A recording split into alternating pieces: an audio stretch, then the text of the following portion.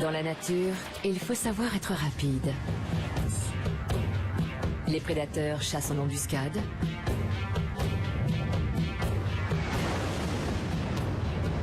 Et attaquent par surprise.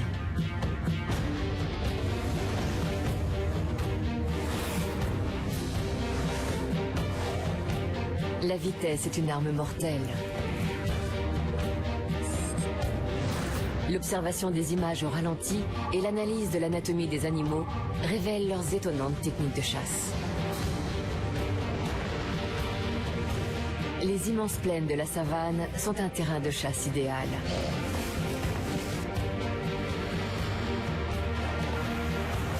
L'affrontement entre les proies et les prédateurs est sans pitié. Tout se joue en un clin d'œil.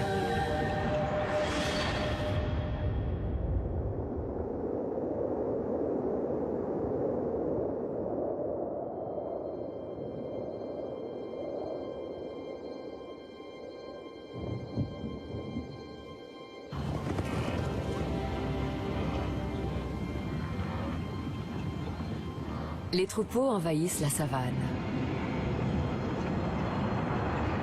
Leur arrivée est dictée par les conditions météorologiques.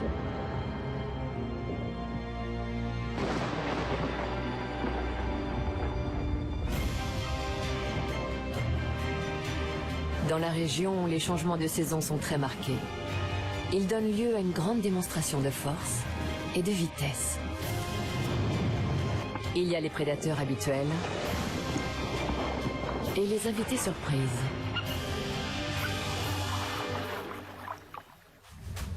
On découvre les drames qui s'y nouent lorsque l'on ralentit l'action 40 fois.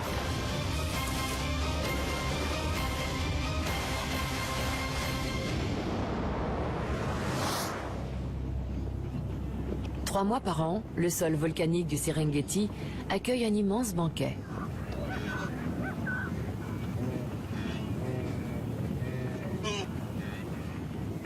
Les pluies tapissent la plaine d'une herbe épaisse qui attire des centaines de milliers de gnous, de zèbres, de gazelles et d'antilopes.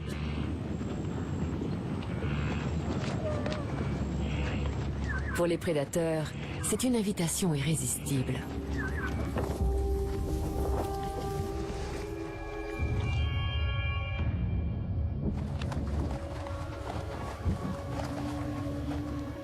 C'est l'occasion pour tous les convives d'améliorer leur technique de vitesse.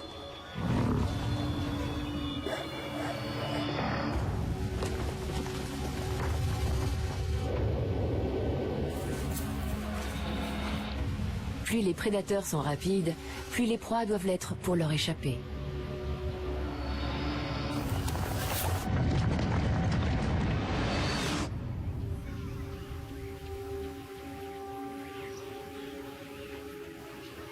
Les gazelles de Thompson sont sur leur garde. Elles sont au menu d'un prédateur redoutable.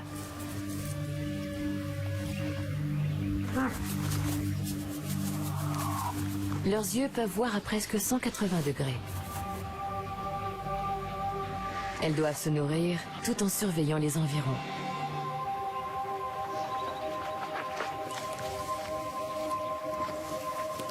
Dans la savane, seuls les plus rapides peuvent survivre.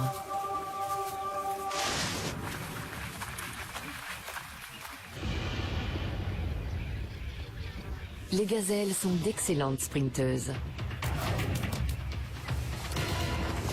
Si elles sont pourchassées par un prédateur, elles peuvent atteindre 80 km/h.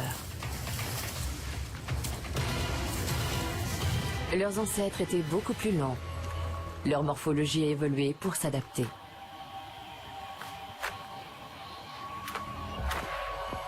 Elles ont une arme secrète. Leurs sabots sont des ongles modifiés qui permettent aux os de leurs pieds de ne pas toucher le sol. Les gazelles courent donc sur leurs sabots. L'os du pied s'est allongé et redressé pour s'intégrer au reste de la patte.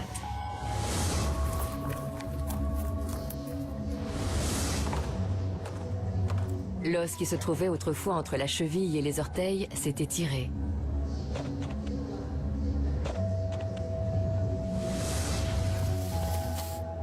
Avec des pattes plus longues, la gazelle fait de plus grandes foulées. Celles de l'arrière sont toujours un peu pliées pour pouvoir bondir à tout instant en cas de danger. Ainsi, la gazelle peut échapper au prédateur le plus rapide du monde.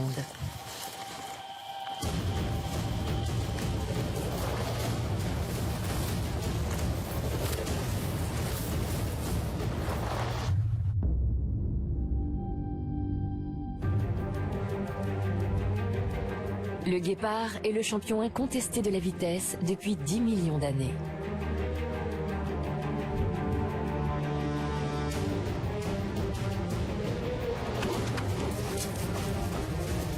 Sa vitesse peut atteindre 110 km/h.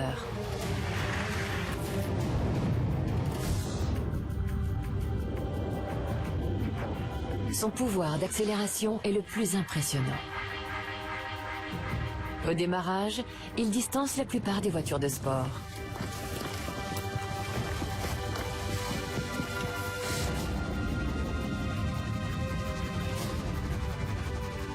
Il passe de 0 à 90 km/h en 3 secondes. Ses atouts sont une silhouette aérodynamique et un squelette léger.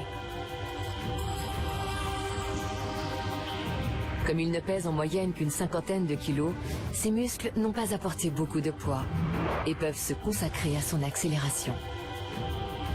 Sa petite tête, sa cage thoracique plate et ses pattes fines minimisent la résistance de l'air. Sa morphologie l'aide à se maintenir à sa vitesse maximale. Le guépard a une colonne vertébrale très souple, ainsi que des hanches qui pivotent et des omoplates qui ne sont pas attachées à ses clavicules.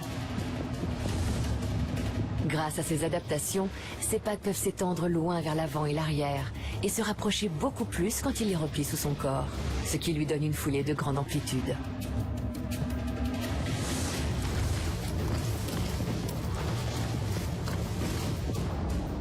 Quand il court, il passe plus de temps en suspension qu'au sol. Il peut faire 4 foulées par seconde.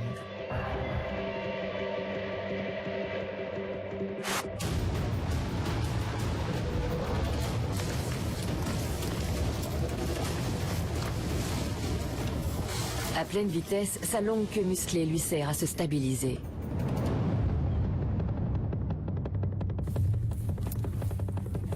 L'extrémité de ses pattes est aussi faite pour la course. Contrairement aux autres félins, il a des coussinets durs et plats. Ses griffes ne se rétractent pas. Elles s'agrippent au sol, comme les crampons des chaussures d'athlétisme. Ces modifications lui assurent une meilleure adhérence.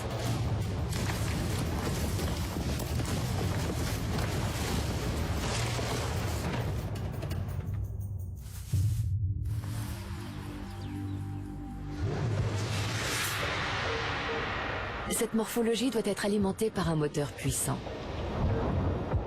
Ses larges narines font entrer beaucoup d'air dans ses poumons. Il fait jusqu'à 150 respirations par minute et son cœur volumineux envoie le sang oxygéné vers ses muscles.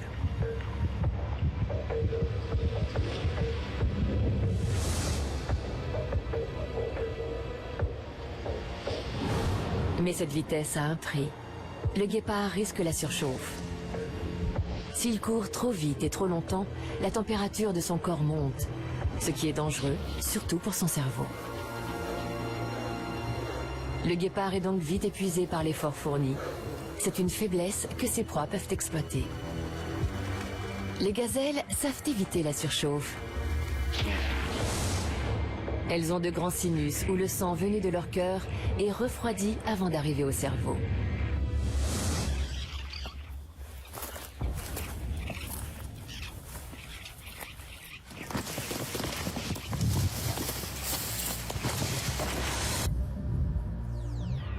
Un guépard doit arrêter de courir quand son corps atteint 40,5 degrés.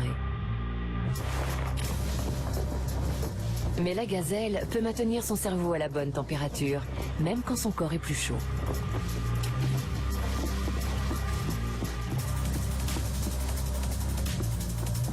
La capacité de ses poumons à favoriser les échanges gazeux lui permet de courir plus longtemps que son ennemi. Au bout de 6 secondes de course-poursuite, le guépard a déjà presque atteint ses limites.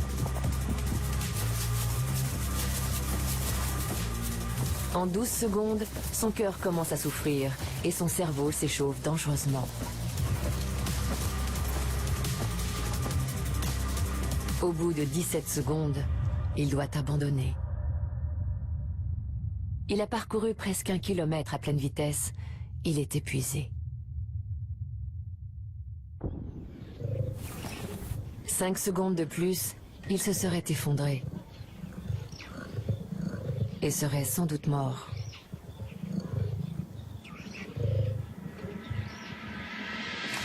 Il faut donc savoir quand donner l'assaut.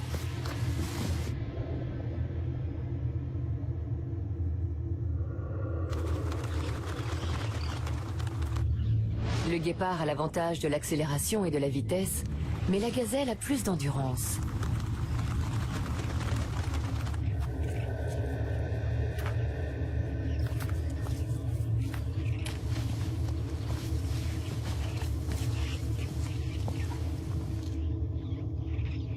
Le prédateur doit donc prendre le dessus dès le départ.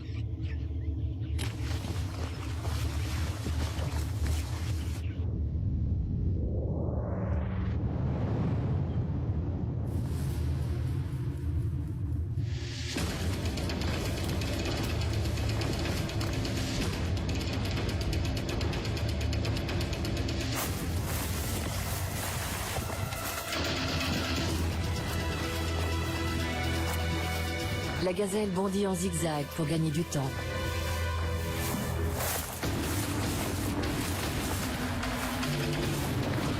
C'est la phase finale. Le guépard va tenter de rattraper sa proie avant qu'il ne soit trop tard.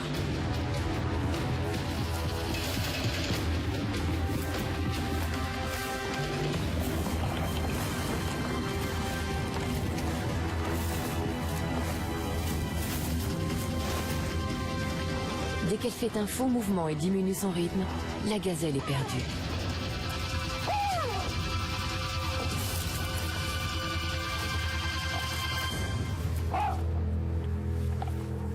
Le guépard est l'animal le plus rapide de la planète, mais la chasse le fatigue. Comme sa tête est petite, elle ne peut pas abriter de puissantes mâchoires.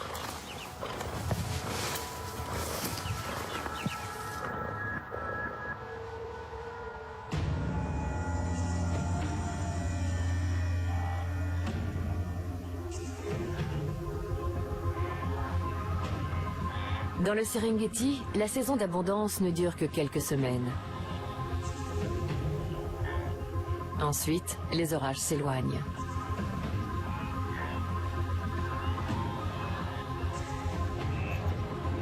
La longue saison sèche revient. Les gnous, les gazelles et les zèbres repartent vers le nord.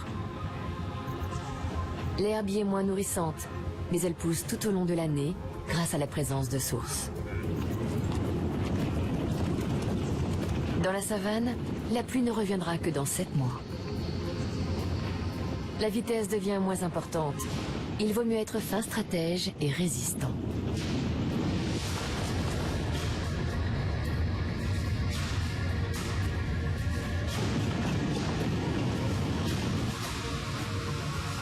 Le festin des prédateurs s'éloigne. La plaine est soudain plus calme.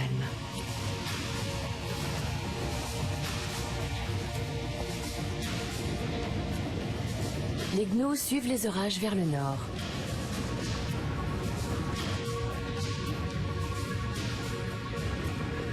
Pour survivre à la saison sèche, il faut migrer, malgré les obstacles qui se dressent sur la route.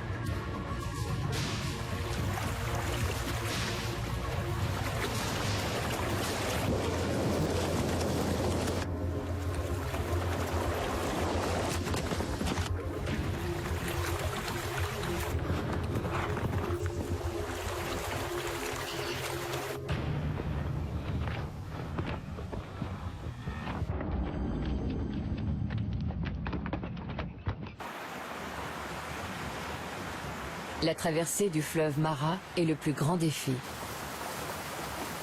Les pluies ont transformé le petit ruisseau en torrent déchaîné.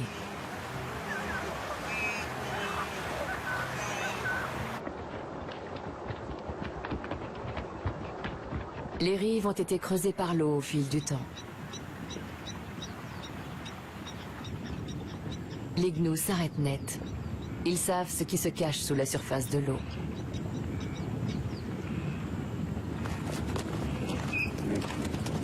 Le plus dangereux n'est pas le courant du fleuve.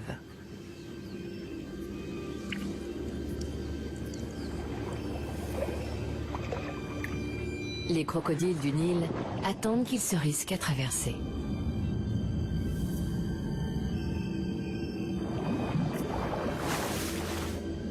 L'arrivée de la grande migration est l'occasion de montrer leur talent pour chasser furtivement.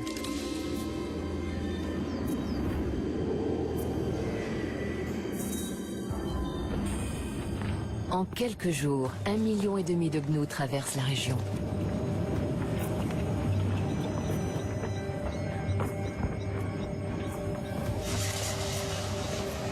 Ils savent instinctivement qu'ils doivent passer, mais la peur les retient encore.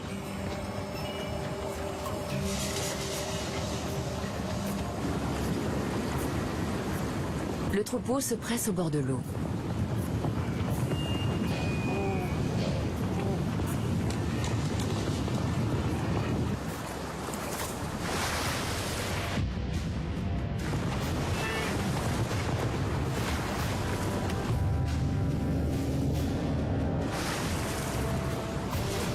Les gnous comptent sur leur nombre pour survivre. Statistiquement, ils augmentent leurs chances d'échapper aux prédateurs quand ils se déplacent en masse.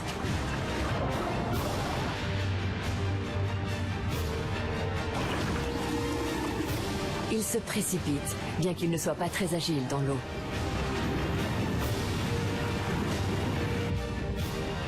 Les crocodiles du Nil attendent l'événement depuis plusieurs mois.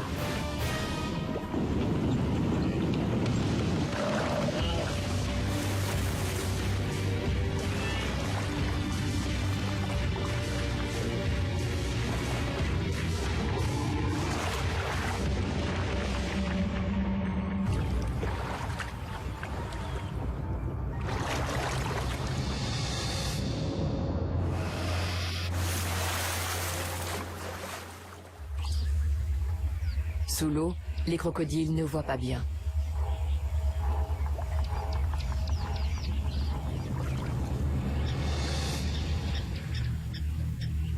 Ça ne les empêche pas de repérer leur proie. Des organes sensoriels le long de leur mâchoire détectent les vibrations. Ils peuvent chasser même dans des fleuves très boueux.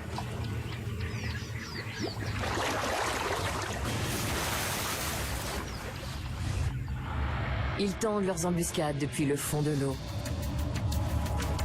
Les muscles de leurs pattes arrière et de leur queue les propulsent hors de l'eau à 70 km/h.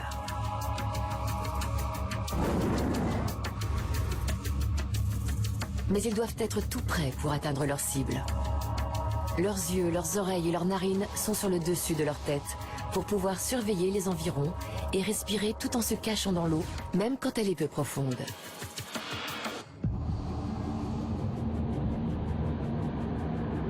Ils attaquent par surprise.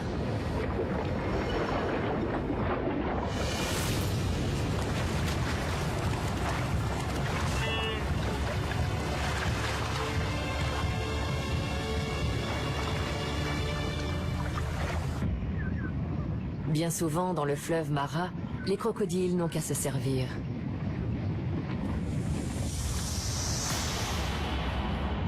Les proies viennent à eux par centaines de milliers.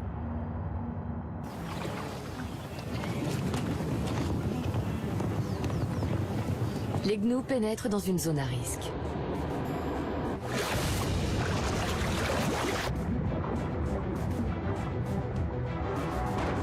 Ils se jettent à l'eau les uns après les autres.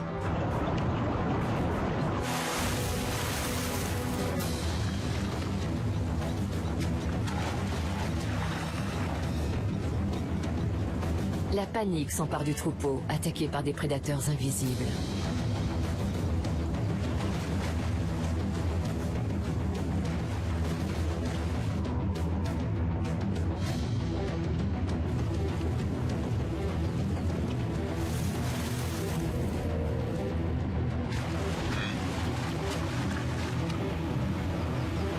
Certains endroits sont encore plus dangereux. La rive est parfois trop escarpée pour remonter de l'autre côté. Rebrousser chemin est la seule solution.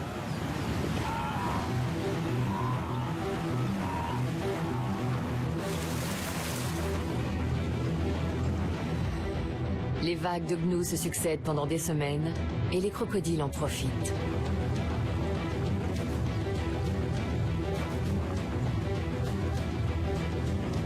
Certains tuent sans même sortir la tête de l'eau.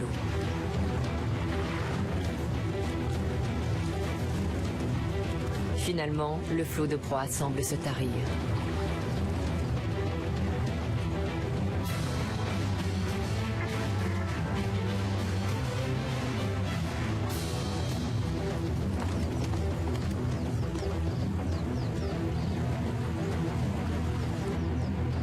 Un dernier gnou et le festin des crocodiles se termine.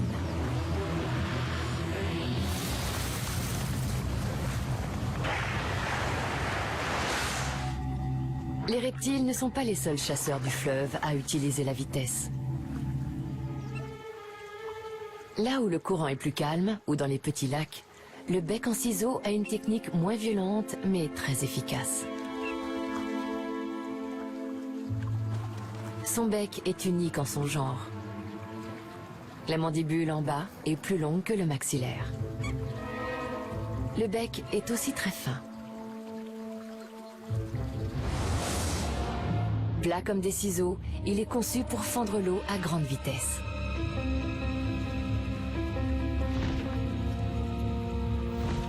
Normalement, il pêche la nuit, quand les poissons se rapprochent de la surface pour se nourrir. Pourtant, quelques semaines par an, il doit chasser le jour. Il a des oisillons à nourrir.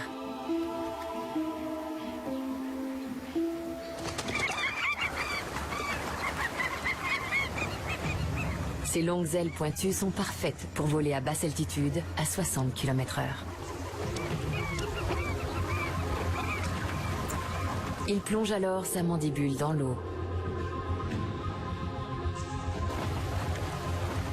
Quand cette lame sous-marine touche un poisson, le bec se referme instinctivement. L'oiseau chasse à l'aveuglette.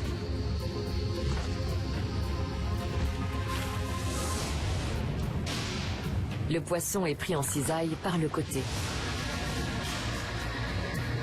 Tout se passe très vite.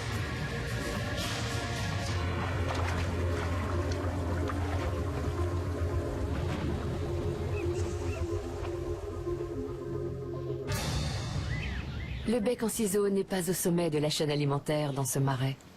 Le pigargue vocifère, surnommé aigle pêcheur d'Afrique, domine le ciel. C'est l'heure du repas pour lui aussi.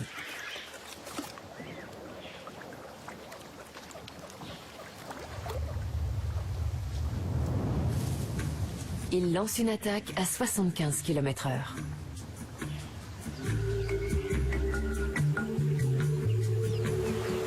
Il vole très bas, en silence.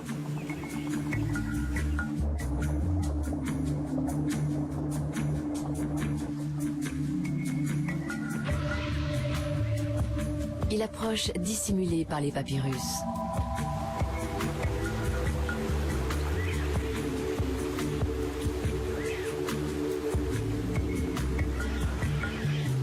Puis, il replie un peu ses ailes pour accélérer.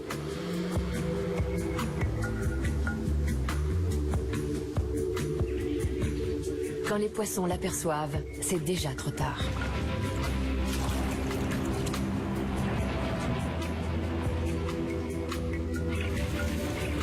Ensuite, il modifie une nouvelle fois la forme de ses ailes et la cadence de ses battements. La vitesse ne l'intéresse plus. Il doit désormais reprendre de l'altitude en portant une charge.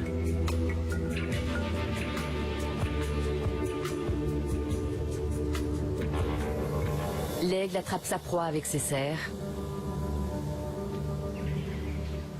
Son bec ne lui sert qu'à les manger.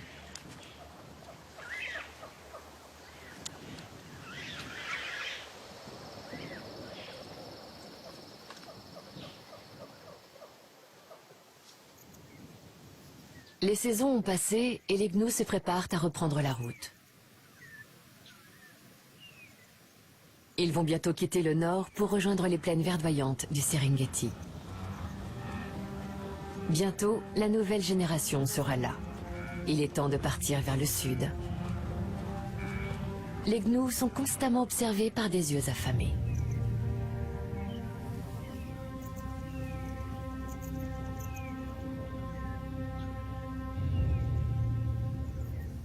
Les lions sont les plus gros carnivores de la savane.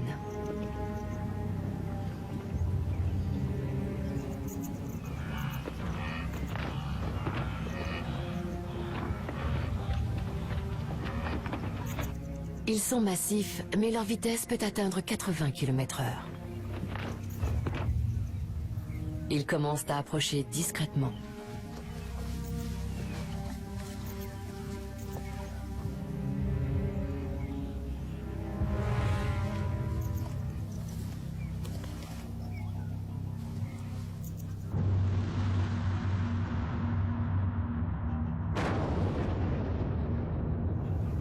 Les gnous sont constamment sur leur garde. En cas de danger, ils préviennent le reste du troupeau. Ils se protègent en restant groupés. Ceux qui s'éloignent du troupeau sont des cibles faciles.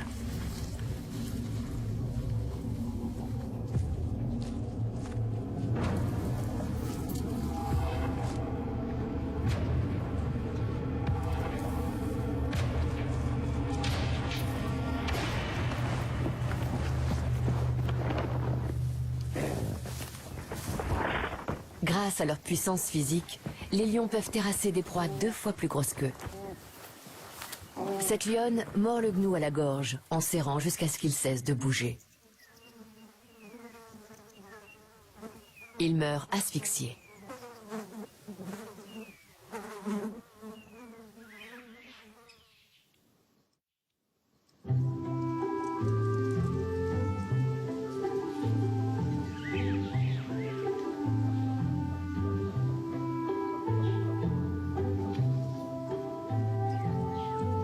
Une autre famille de chasseurs vit dans la savane.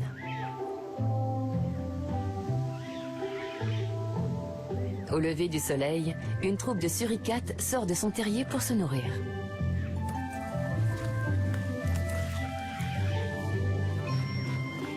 La nuit, ces animaux perdent 5% de leur poids parce qu'ils grelottent de froid.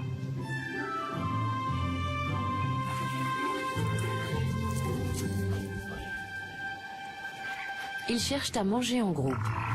Mais contrairement aux félins, ils ne partagent pas leurs repas. Ils surveillent constamment leurs arrières, car ils ont de nombreux prédateurs dans la plaine. Ils courent à 30 km/h, ce qui est beaucoup pour un animal de leur taille. Le suricate le mieux nourri du groupe monte la garde pour les autres.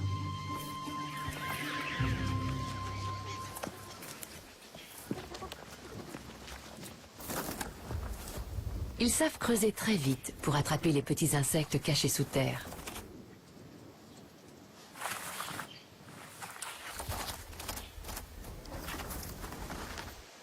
Leurs griffes avant sont acérées et recourbées et dégagent 10 pelletées par seconde.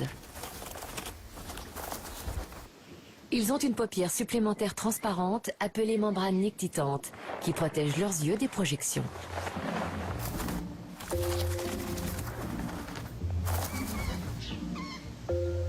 Les suricates ont une très bonne vision de loin, notamment grâce aux poils noirs autour de leurs orbites qui leur évitent d'être éblouis par le soleil. Mais ils ont du mal à voir avec précision à moins de 10 mètres d'eux.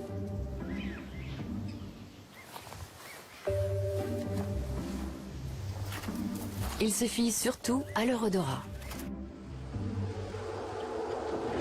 Mais c'est parfois dangereux d'y aller la truffe la première.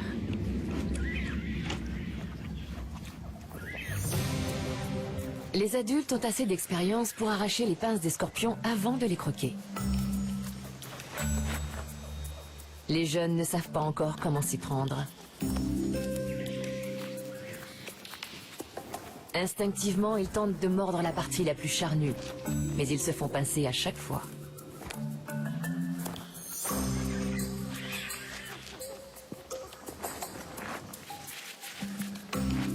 Les suricates ne sont pas immunisés contre le venin de tous les scorpions, et certains sont mortels. Celui-ci ne peut pas tuer, mais il vise les yeux de ses assaillants avec sa queue.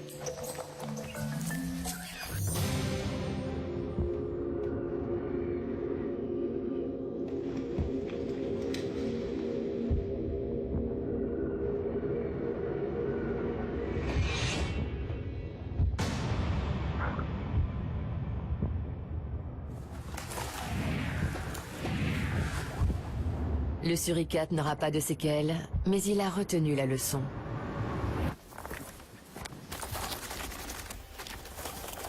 Quand le danger vient d'en haut, tous les suricates s'enfuient.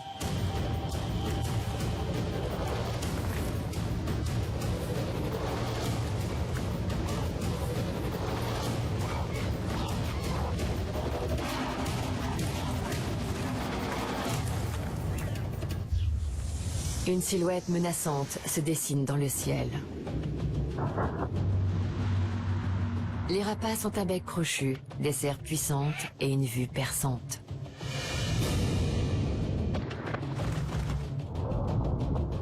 Ces oiseaux de proie font des ravages dans la savane.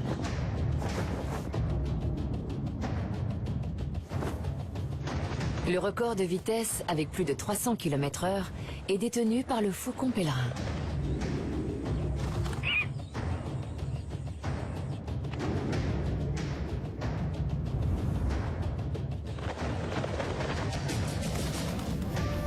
À basse altitude, les rapaces font preuve d'une grande agilité et peuvent manœuvrer plus rapidement que les avions de combat.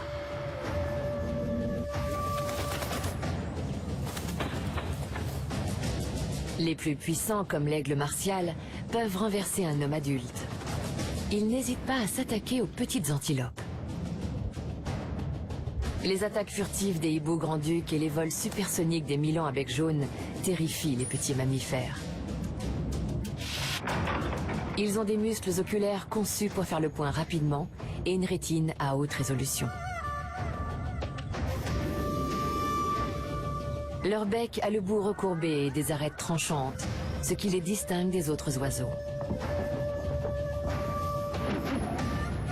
Leur arme de chasse n'est pas leur bec, mais leur serre.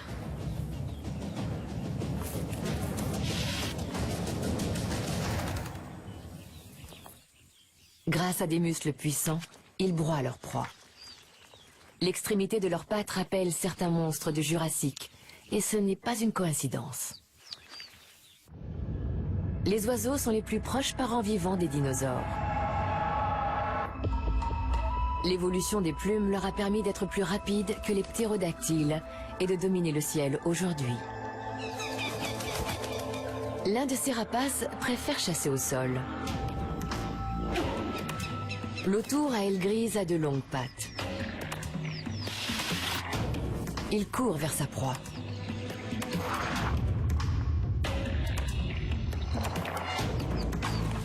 Il a une griffe plus longue sur le deuxième doigt qui rappelle les serres recourbées des vélociraptors, de petits dinosaures à plumes. Ils détectent les moindres mouvements et utilisent très peu leurs ailes. Grâce à leurs plus grandes plumes, appelées rémiges, ils peuvent planer lentement tout en surveillant les environs.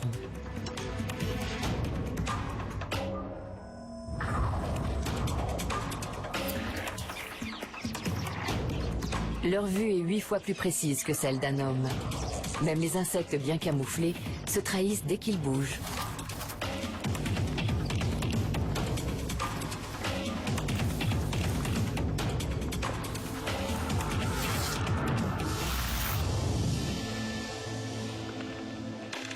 La mort s'est abattue sur cette sauterelle à la vitesse de l'éclair.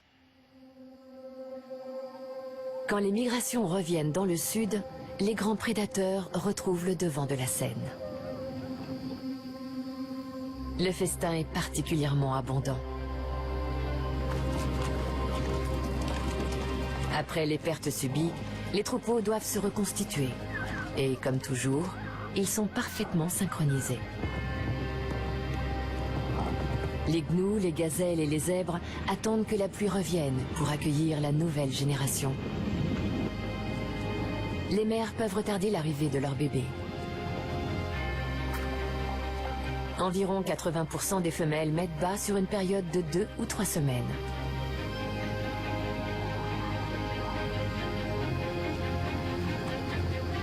Les plaines ressemblent bientôt à une immense pouponnière. Pour certains, c'est un spectacle très appétissant. Grâce à ces naissances simultanées, les petits optimisent leurs chances de survie. Ils sont trop nombreux pour que les prédateurs les mangent tous. Les petits restent près des adultes. Les jeunes gazelles tentent de se cacher dans l'herbe.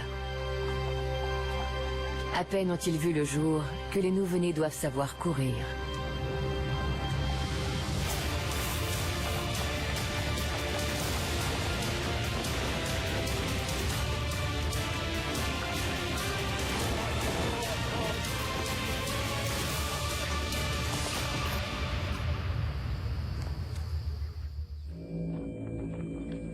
Les zèbres font une halte. Ils ont repéré un point d'eau. C'est un endroit dangereux, surtout en cette période. Les mères doivent protéger leurs petits.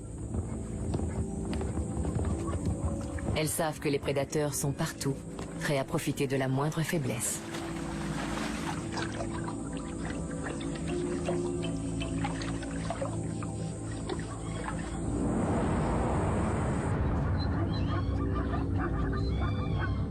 Les zèbres ont repéré les lions.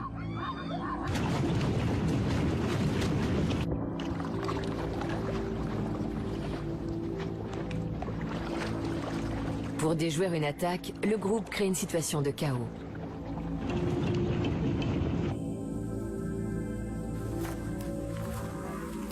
En groupe, les lions peuvent chasser des animaux d'une tonne.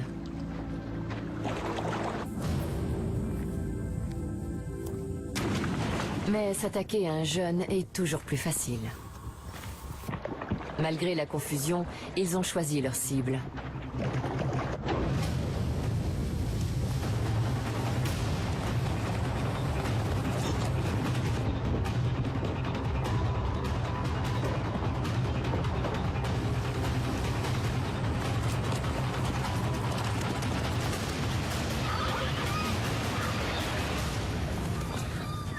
Comme toujours, c'est une lionne qui chasse.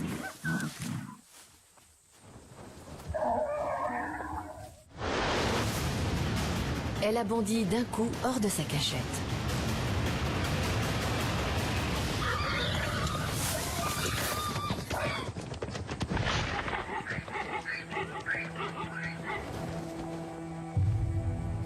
Le reste de la troupe a poussé le jeune zèbre dans un guet-apens. Les lions ont travaillé en équipe, soudés et déterminés.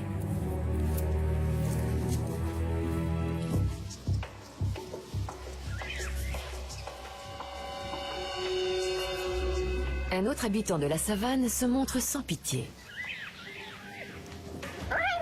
Il a la réputation d'être un charognard, mais la plupart du temps, c'est un chasseur.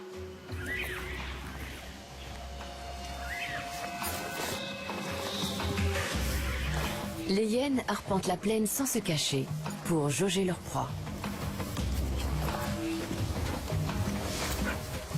Elles sont à l'affût pour repérer les jeunes, les vieux, les malades et les faibles.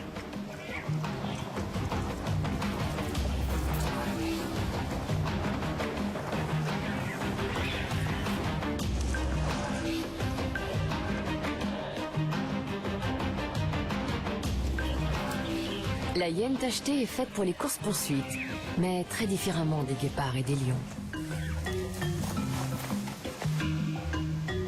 Elle peut atteindre 60 km/h à pleine vitesse, mais son principal atout est son endurance.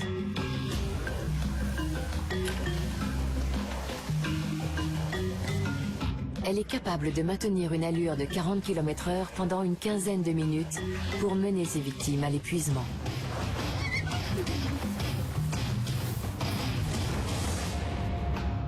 Elle a un cou puissant et des pattes avant très développées, caractéristique de sa silhouette menaçante si reconnaissable.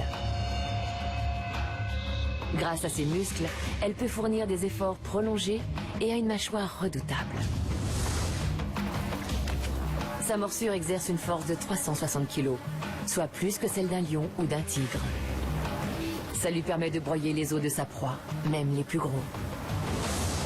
Son système digestif peut dissoudre les os et les dents en quelques heures. Il n'y a que les poils qu'elle ne peut pas digérer.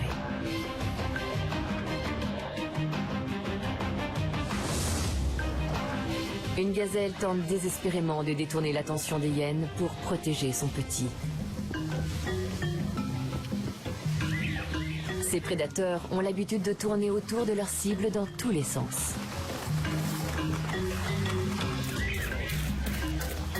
La gazelle est paniquée et les hyènes sont déterminées.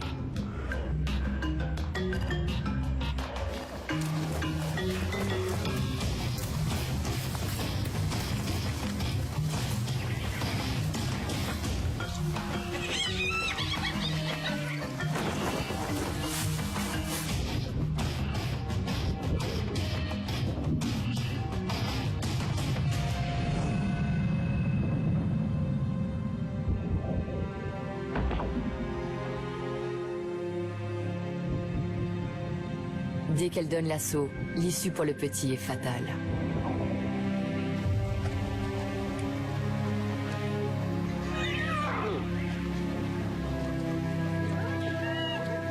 Les clans de hyènes comptent jusqu'à 80 individus.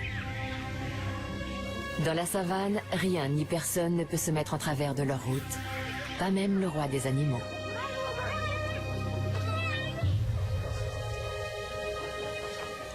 Les prédateurs ne se disputent pas les proies. Il y en a assez pour tout le monde.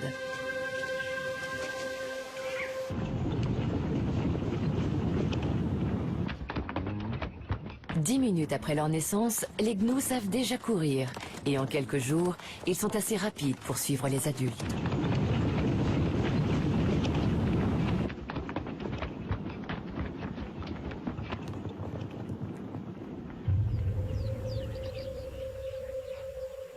Dans la panique, un jeune a perdu sa mère et son troupeau.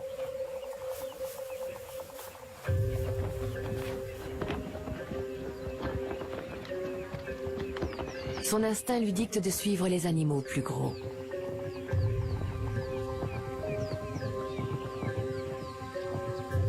Malheureusement, il va faire le mauvais choix. Pour les lions, c'est une véritable aubaine. Leur instinct à eux les pousse à pourchasser la proie et à la tuer.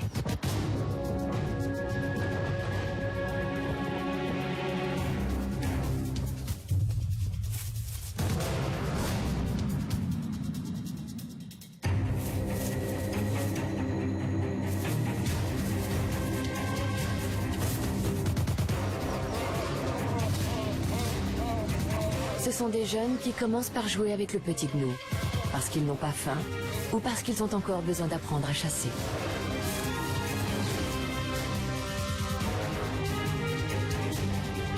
L'inévitable finit par arriver.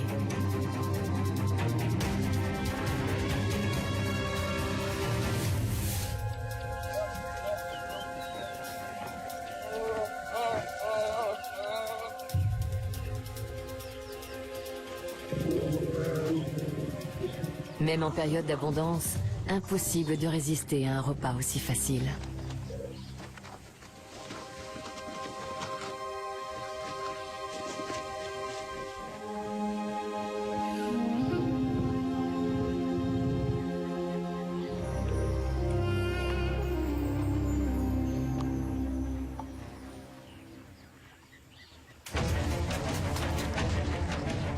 La savane est le terrain idéal pour les démonstrations de force et de vitesse.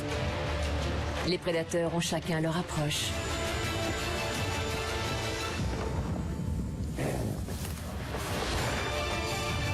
Embuscade, brutalité, travail d'équipe, endurance. De tous les tueurs de la savane, le plus impressionnant est le guépard. Parfois, il s'allie à d'autres pour chasser en groupe. Le voir courir à 110 km/h est un spectacle fascinant.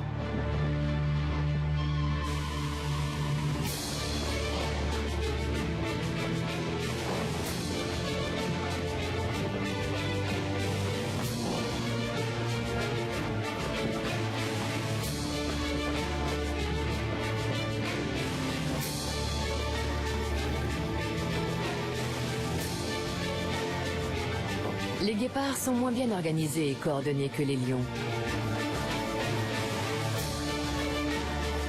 Comme ils sont légers, ils peuvent parfois manquer de force de frappe.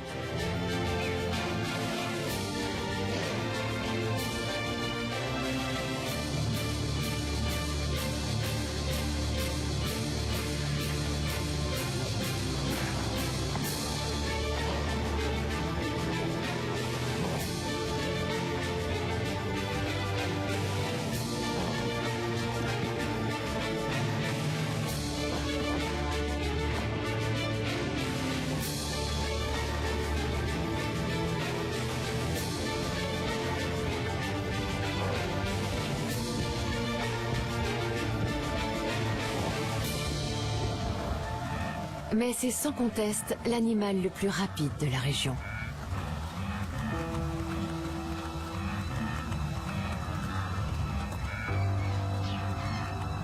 C'est un grand combattant sur ce champ de bataille où la vitesse est un atout décisif et mortel.